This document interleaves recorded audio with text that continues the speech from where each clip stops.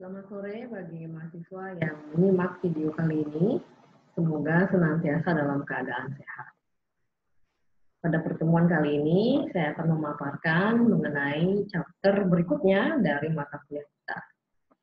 Paparan akan saya sampaikan dalam bentuk PowerPoint sebagai berikut.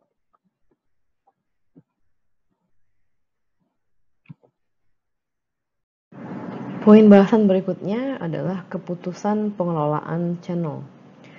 Setelah perusahaan memilih sistem channel, perusahaan perlu kemudian menyeleksi, melatih, memotivasi, dan mengevaluasi masing-masing perantara atau distributor di setiap channel. Kemudian perusahaan juga perlu memodifikasi rancangan channel mereka pada setiap periode waktu, dan saat perusahaan mulai bertumbuh, perusahaan juga mungkin perlu mempertimbangkan untuk memperluas saluran pemasaran mereka ke pasar internasional. Satu poin dalam bahasan ini adalah bagaimana memilih saluran pemasaran. Bagi konsumen atau bagi pelanggan, saluran pemasaran adalah representasi dari perusahaan. Bayangkan apabila salah satu konsumen itu memperoleh impresi yang negatif pada salah satu outlet dari McD, Shell Oil, atau Mercedes-Benz. Jadi apabila outlet ini memiliki impresi yang negatif, maka mereka juga akan mengaitkannya dengan reputasi merek yang kurang baik. Jadi bayangkan bagaimana outlet ini kotor, tidak efisien, dan tidak menyenangkan. Itu juga akan mempengaruhi reputasi dari merek. Dan kemudian untuk memfasilitasi pemilihan dari saluran pemasaran atau distributor, perusahaan perlu menentukan hal-hal apa yang membedakan atau hal-hal atau indikator yang dapat digunakan untuk memilih distributor yang baik.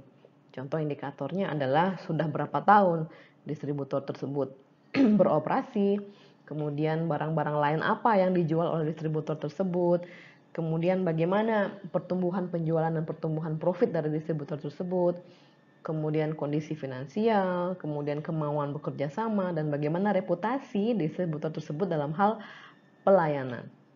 Kemudian apabila distributor ini adalah sales agent, perusahaan perlu mengevaluasi jumlah dan bagaimana karakter dari produk-produk lain yang juga dijual oleh sales agent ini, dan juga berapa banyaknya tenaga penjualan dan bagaimana kualitas tenaga penjualan yang dimiliki oleh sales agent.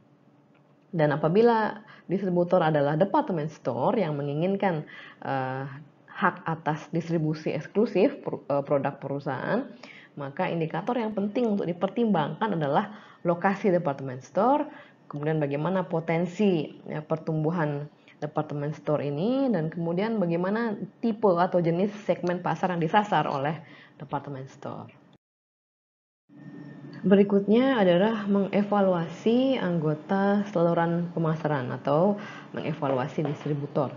Jadi perusahaan perlu untuk secara periodik mengevaluasi bagaimana kinerja dari distributor dengan mempergunakan standar-standar seperti contohnya adalah pencapaian dari target penjualan, kemudian bagaimana rata-rata level persediaan mereka, kemudian waktu yang dibutuhkan untuk mengirimkan delivery pada konsumen, kemudian bagaimana treatment dari distributor terhadap produk-produk yang rusak dan hilang, kemudian bagaimana mereka mau bekerja sama dalam program-program promosi dan program-program pelatihan yang diberikan oleh perusahaan.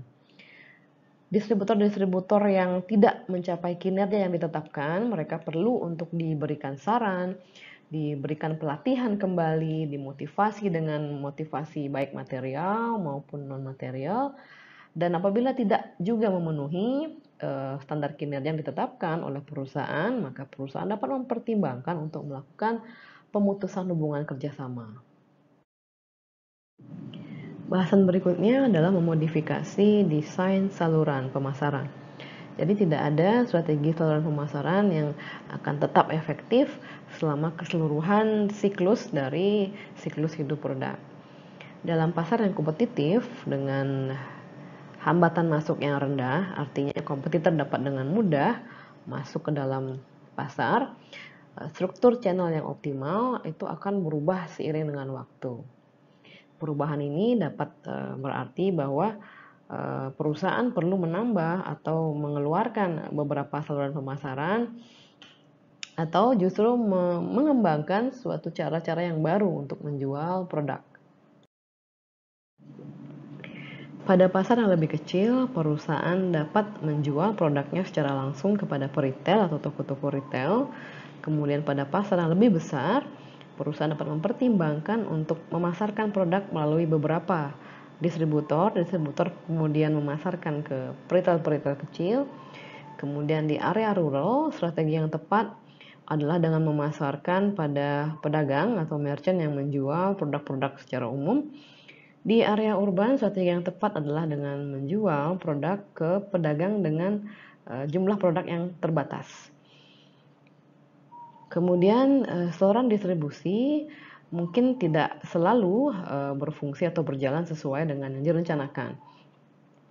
Karena beberapa atau diakibatkan oleh beberapa faktor, yaitu yang pertama adalah karena terdapat perubahan pada pola pembelian konsumen. Yang kedua adalah semakin berkembangnya pasar.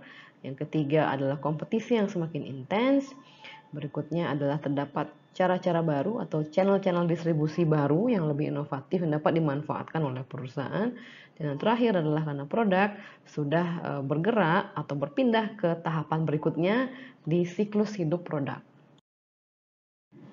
Pada suatu tahapan, perusahaan mungkin perlu mempertimbangkan untuk masuk ke pasar internasional, jadi mengelola saluran pemasaran yang lebih global. Pasar internasional ini memiliki tantangan-tantangan di dalamnya, termasuk dalamnya yaitu variasi pada kebiasaan belanja dari para konsumen di belahan dunia yang lain. Dan walaupun terdapat tantangan, namun juga ada peluang di dalamnya. Seperti contohnya di India, jadi penjualan produk-produk retail pada toko-toko retail besar seperti hypermarket, supermarket, dan department store itu hanya menyumbang 4% dari total ukuran pasar retail di sana, yaitu 300 miliar US dollar.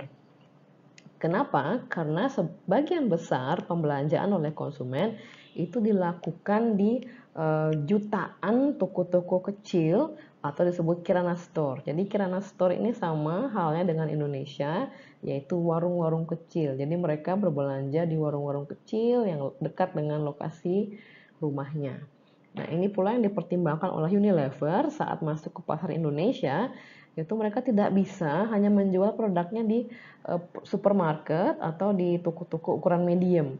Namun distribusi dari Unilever ini juga perlu menjangkau toko-toko kecil seperti warung untuk membuat produk-produk mereka, contohnya seperti sabun Lifebuoy, sampo dan sebagainya, agar tersedia di sebanyak mungkin saluran pemasaran.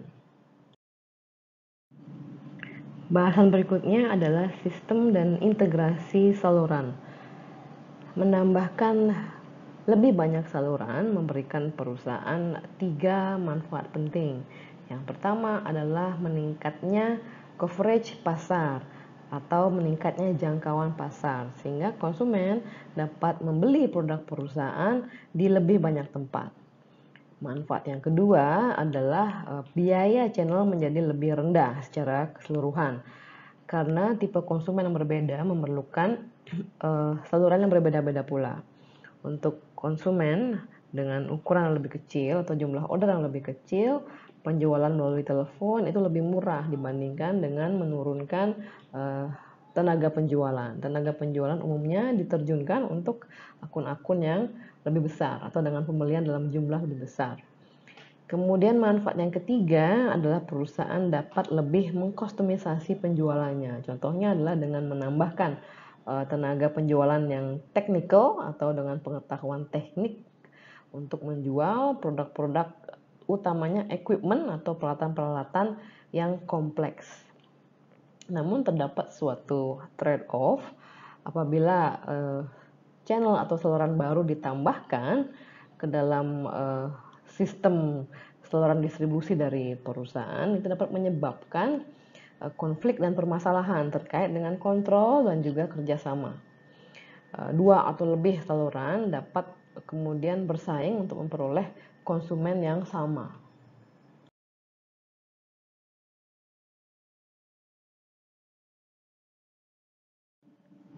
Bahasan berikutnya adalah sistem dan integrasi saluran pemasaran. Mempergunakan hanya satu saluran seringnya tidak efisien. Bayangkan apabila sebuah perusahaan hanya menggunakan satu jenis saluran distribusi, yaitu tenaga penjualan. Jadi tenaga penjualan ini harus melakukan semua tugas-tugas dan fungsi saluran pemasaran.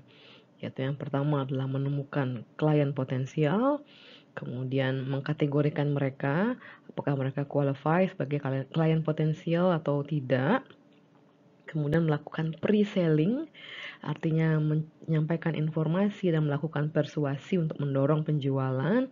Kemudian meng-close penjualan itu artinya membukukan penjualan, kemudian menyediakan layanan yang terkait dengan penjualan yaitu delivery, instalasi, pembayaran, dan sebagainya. Dan juga mengelola pertumbuhan akun dari klien potensial tersebut. Intinya adalah memelihara komunikasi bagaimana agar klien tersebut kembali lagi ke perusahaan untuk membeli produk perusahaan. Karena tugas atau fungsi saluran yang sangat complicated, pendekatan multi channel atau beberapa saluran pemasaran itu akan lebih baik. Jadi contohnya adalah dalam melakukan kampanye pre-selling, perusahaan dapat mempergunakan beberapa saluran, yaitu yang pertama melalui direct mail dan juga melalui telemarketing. Kemudian untuk mengenerate leads, artinya untuk memperoleh klien potensial, perusahaan dapat memanfaatkan channel yaitu telemarketing, direct mail, kemudian juga mempergunakan trade shows dan iklan. Kemudian perlu juga dikualifikasi klien tersebut menjadi sangat potensial tidak potensial, sehingga upaya akan difokuskan kepada klien-klien yang sangat potensial terlebih dahulu, kemudian baru ke klien potensial.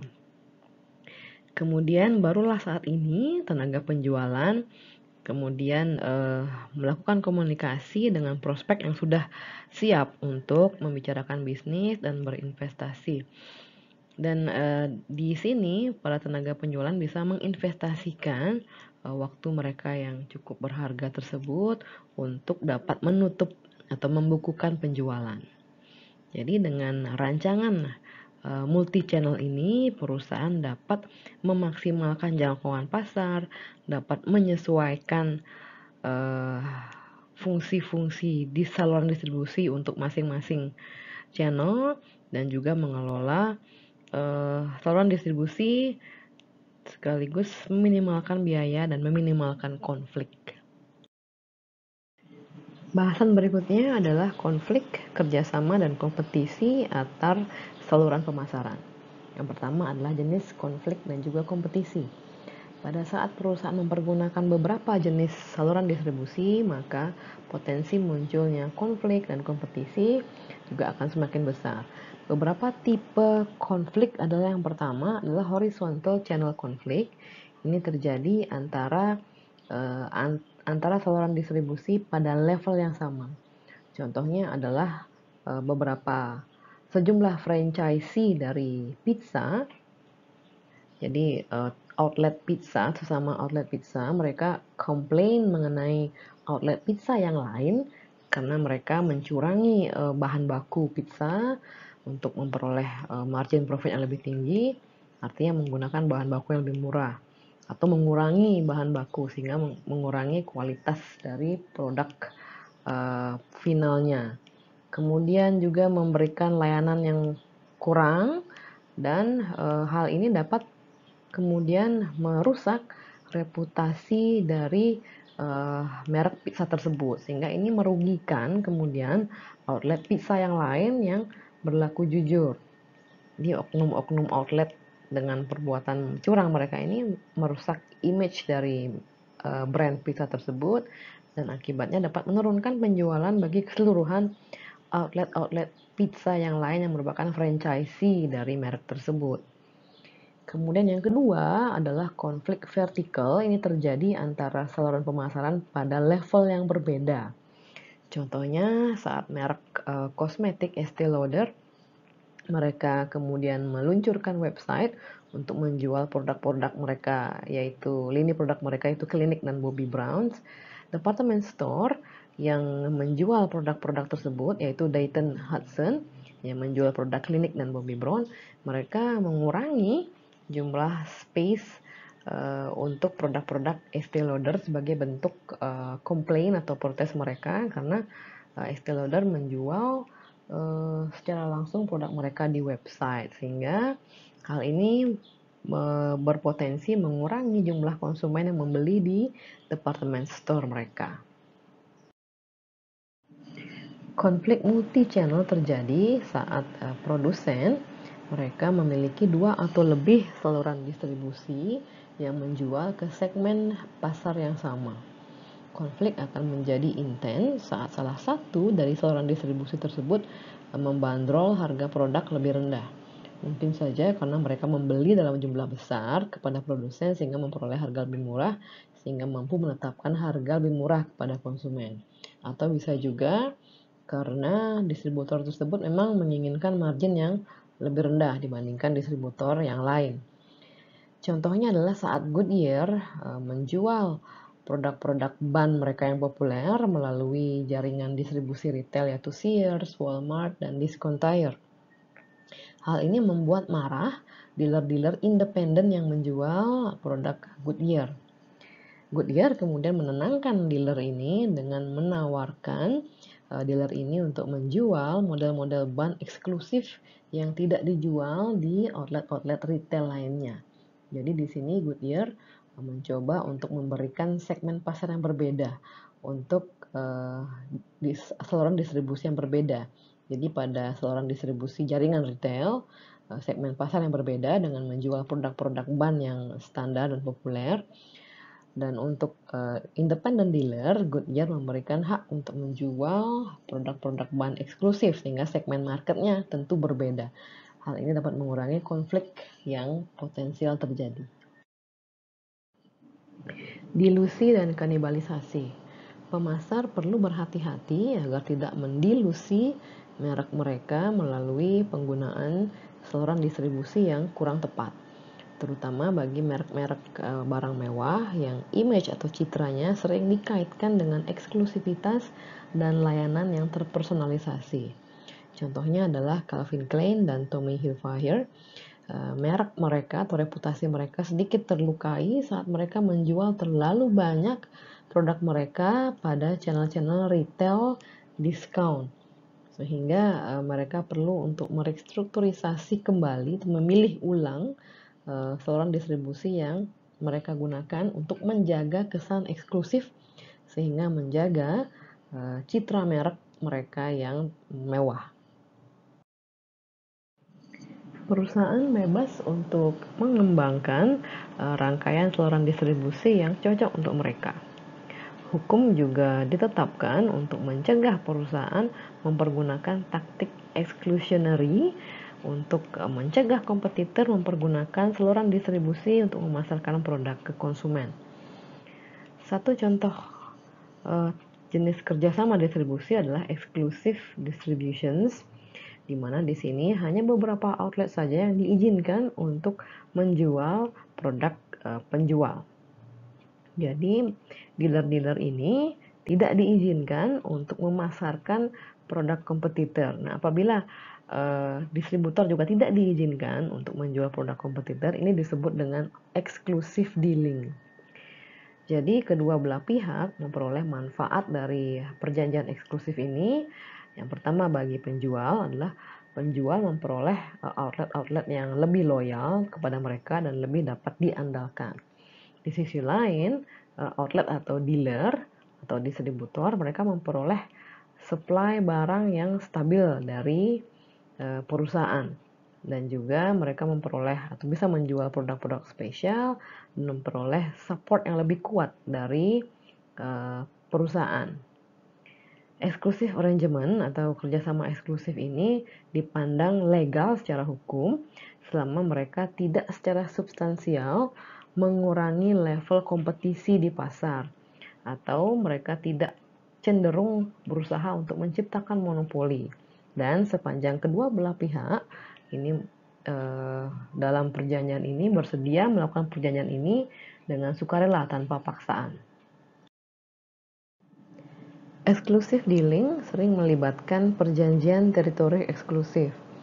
Produsen setuju untuk tidak menjual hak distribusi ke dealer lain di suatu teritori, atau dealer setuju untuk menjual hanya di teritori yang menjadi miliknya. Produsen dari brand yang kuat seringnya menjual pada dealer hanya jika mereka bersedia untuk menjual sejumlah atau seluruh lini produk yang diproduksi oleh produsen tersebut. Praktek ini disebut full line forcing.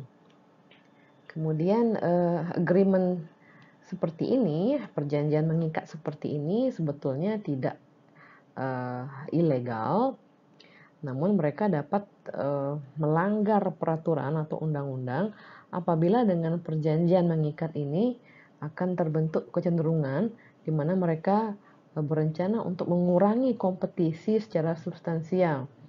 Artinya, apabila tingkat kompetisi berkurang, maka harga akan terbentuk bukan atas dasar pergerakan permintaan pasar. Nah, di sini cenderung akan terbentuk suatu karakteristik monopoli di mana distributor dan produsen mereka mampu menetapkan harga secara semena-mena karena mereka tidak memiliki kompetitor.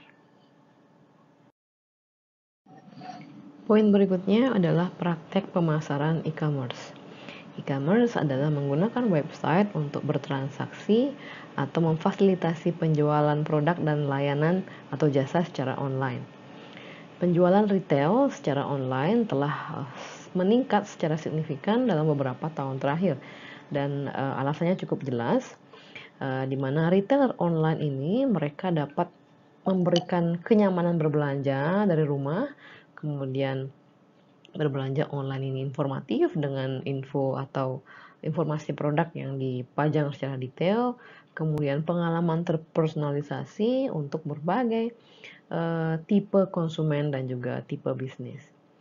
Jadi dengan menghemat biaya untuk menyewa toko secara retail, artinya menyewa toko offline, kemudian penghematan juga dalam hal staff dan juga persediaan, para retail online ini dapat masih memperoleh profit walaupun mereka menjual produk-produk yang terjual dalam volume yang sedikit dan kepada pasar-pasar yang jumlahnya atau besarnya kecil. Jadi retailer online ini berkompetisi dalam 3 aspek penting. Yang pertama adalah bagaimana interaksi konsumen dengan website. Yang kedua adalah bagaimana mereka mengirimkan produk atau jasa. Dan yang ketiga adalah kemampuan untuk menyelesaikan permasalahan saat terjadi permasalahan. Kita dapat membedakan antara perusahaan pure click, yaitu perusahaan yang melaunch website mereka tanpa mereka pernah mempunyai toko offline sebelumnya. Jadi perusahaan ini lahir pertama kali secara online. Kemudian perusahaan break and click, yaitu perusahaan yang memiliki toko offline, kemudian mereka belakangan menambahkan toko online atau website untuk melayani atau memberikan informasi produk kepada konsumen atau juga memfasilitasi e-commerce. Jadi banyak perusahaan sekarang menjadi perusahaan yang bersifat break and click, artinya mereka memiliki toko offline dan juga memiliki representasi secara online. Faktor kesuksesan e-commerce. Hanya 2-3% kunjungan pada toko online yang berujung pada pembelian, dibandingkan dengan 5% pada toko offline seperti department stores. Untuk meningkatkan rasio konversi artinya seberapa banyak kunjungan ini akan berubah menjadi pembelian, perusahaan harus merancang website mereka agar dapat dioperasikan dengan cepat, kemudian sederhana dalam penyusunan layoutnya, dan juga mudah untuk digunakan.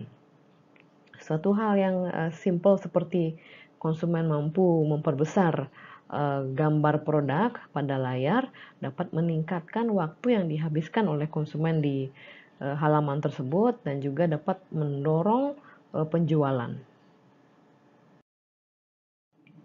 Survei konsumen memperoleh hasil bahwa faktor yang sangat menghambat konsumen untuk berbelanja online adalah ketiadaan pengalaman yang menyenangkan seperti berbelanja di toko, ketiadaan interaksi sosial, dan ketiadaan konsultasi personal dengan representatif dari perusahaan.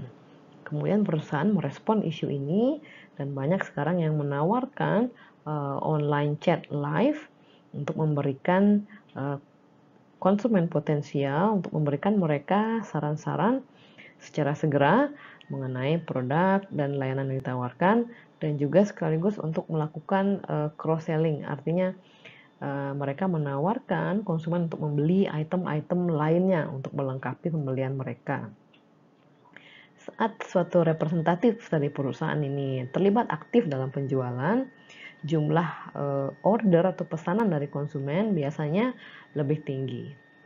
Begitu juga halnya pada interaksi B2B atau business to business, pemasar juga perlu untuk menyertakan human face atau interaksi dengan personal untuk fasilitas e-commerce mereka. Dan beberapa perusahaan juga memanfaatkan virtual environment, artinya berbelanja secara virtual atau virtual reality, blog, video online, dan juga click to chat, artinya konsumen dapat melakukan percakapan secara instan atau real time dengan perwakilan dari perusahaan untuk menanyakan informasi-informasi yang mereka butuhkan. Kemudian hal penting lainnya adalah dengan memastikan bahwa keamanan berbelanja online itu terjaga, artinya keamanan data-data konsumen, dalam hal ini privacy, dan juga keamanan transaksi secara online, artinya tidak ada penipuan. Jadi untuk berbelanja secara online, customer ini mereka perlu merasa yakin bahwa website tersebut dapat dipercaya. Dalam hal inilah kemudian muncul pentingnya testimoni atau review dari konsumen terdahulu. Jadi review ini sering mempengaruhi apakah konsumen akan berbelanja di situs tersebut atau tidak. Poin berikutnya adalah brick and click companies, yaitu perusahaan yang memiliki toko online tapi belakangan menambahkan toko online sebagai juga saluran distribusi mereka. Walaupun banyak perusahaan yang memiliki toko offline, awalnya mereka mendebat apakah harus memiliki channel e-commerce karena mereka ragu atau takut akan terjadinya konflik antara channel offline mereka, yaitu retail offline mereka, agent offline, dan juga toko offline mereka dengan toko online ini. Pada akhirnya perusahaan-perusahaan ini kemudian menambahkan juga channel distribusi online karena mereka melihat bagaimana potensi penjualan yang dapat diperoleh secara online karena trennya semakin meningkat secara signifikan. Di samping itu, dengan memiliki toko online atau e-commerce, perusahaan dapat kemudian memperhatikan perilaku pembelian konsumen secara lebih dekat. Artinya konsumen mereka dapat mengamati perilaku pembelian masing-masing konsumen. Jadi dengan data-database ini perusahaan dapat memberikan informasi-informasi yang lebih relevan dan juga terpersonalisasi untuk masing-masing konsumen. Katakanlah suatu konsumen merupakan atau pernah membeli suatu produk dengan merek A. Jadi dengan memperhatikan database ini, perusahaan dapat mengirimkan notifikasi kepada konsumen tersebut apabila terdapat diskon-diskon produk-produk merek A. Kemudian perusahaan juga dapat mengirimkan notifikasi mengenai produk-produk yang dapat melengkapi pembelian mereka sebelumnya. Artinya apabila mereka membeli produk-produk katakanlah rangkaian produk parfum rose, katakan seperti itu, sehingga ini merupakan dasar bagi perusahaan untuk mengirimkan notif bahwa mungkin body lotion dengan aroma rose dapat melengkapi pembelian mereka. Seperti itu. Kemudian terdapat 3 strategi untuk mendapatkan penerimaan dari distributor offline agar mereka bersedia untuk menerima channel online milik perusahaan. Artinya untuk mengurangi konflik antara distributor offline dan online. Cara yang pertama adalah dengan menawarkan produk yang berbeda di internet. Artinya agent offline dan channel online ini menawarkan produk yang berbeda sehingga ini menurunkan potensi konflik antar keduanya.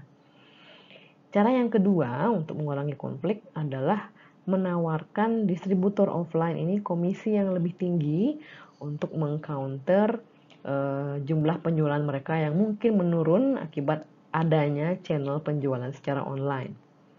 Yang ketiga, cara ketiga adalah mendorong konsumen untuk melakukan pemesanan secara online melalui website, namun dalam hal pengiriman dan juga untuk mengolek pembayaran ini dilakukan oleh channel offline, sehingga masing-masing channel memiliki fungsi masing-masing dan hal ini mengurangi potensi konflik yang mungkin terjadi antar channel offline dan online.